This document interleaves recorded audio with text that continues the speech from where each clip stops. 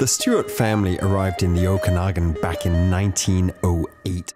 They started growing grapes and then founded one of the most respected names in Okanagan wine, Quails Gate.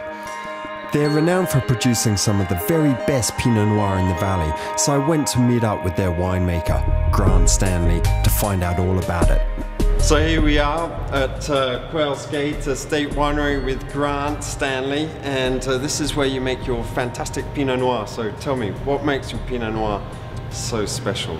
Well, I'd like to take credit for it entirely myself, but I have to say that it's a really vineyard-based, terroir-based wine.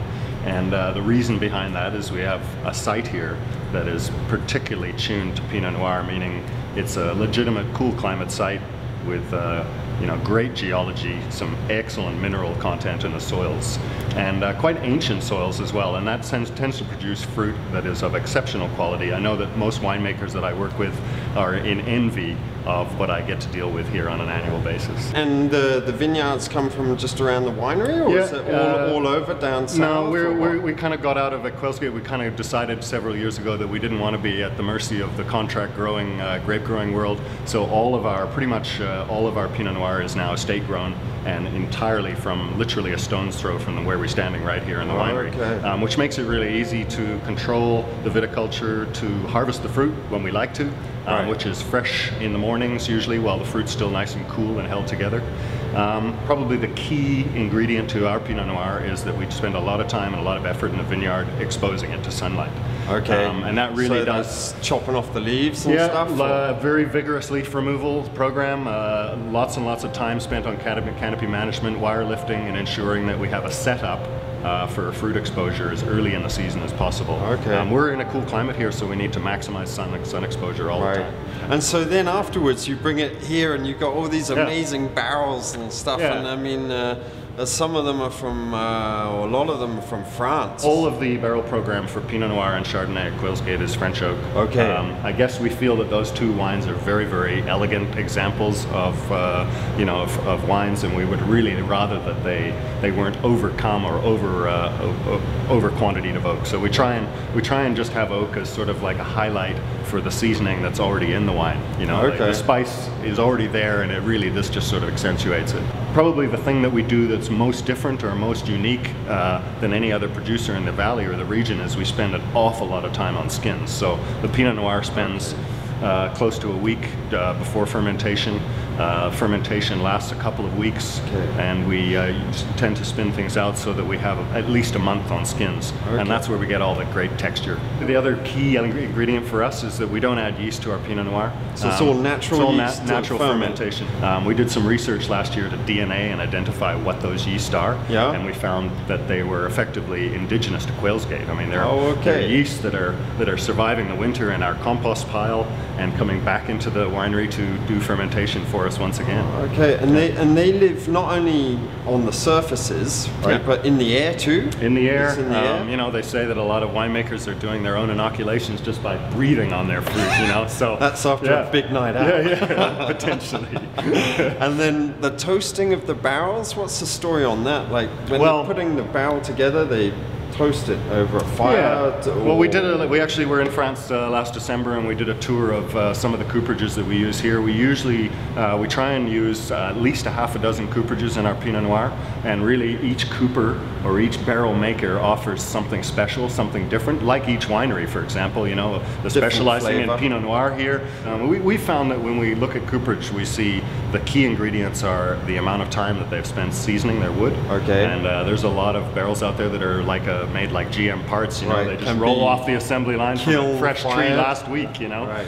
And then, so what can people expect when they taste a bottle of this amazing top Pinot Noir? What can they expect to find? What I like to think of the Quails Gate style is sort of very ethereal. So not simple style, ethereal meaning that we have textures, that we have layers, and that there's more and more interesting things coming out of the glass as you drink it, as you consume it. The wine is changing all the time, so we're looking for more of that forest floor, some undergrowth developing, some feral characters, but always in that comfort aroma character. So indescribable. Okay. Drinkability is absolutely everything for me. I don't want the wine to be something that you're putting on a shelf and having to sort of, you know, aspire to drink on a rainy day. You know, the wines should be drinking good right out of the cellar, right from the get-go. And you know, good wine ages well. Bad wine will never become good wine.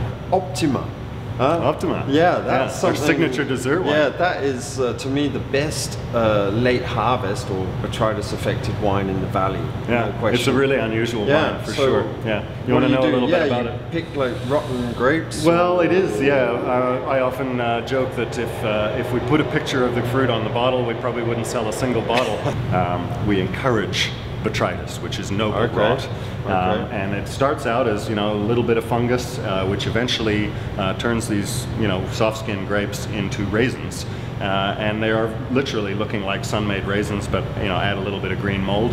And then we bring them in here in the half-ton picking bins, and we actually foot stomp them in advance of pressing, just to skin contact them effectively. So you jump in there? We jump in there with our gumboots on, and we give them a little stomp. And basically what we're trying to do is we're trying to free up the sugar and the flavor from the raisins that we otherwise wouldn't get. They just sit in the press for hours. And you all behave yourselves in those tanks when you're foot stomping. Absolutely, we're making sure that the booths are clean and that it's all good. But it is a fun event around here. It makes people feel like, you know, everything doesn't have to be as mechanized and modern. For sure, it's very traditional. We like to keep it in stainless where we can really control the temperature, and we ferment it cold for about 3 weeks.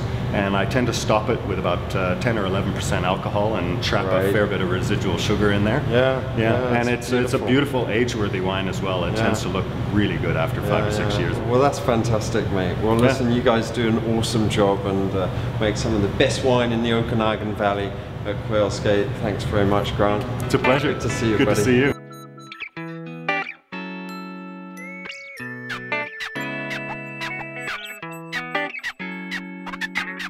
After a hard day's touring wineries, one of my favorite spots to come and kick back and race through a couple of bowls of wine is Quails Gate's Old Vines Patio Restaurant.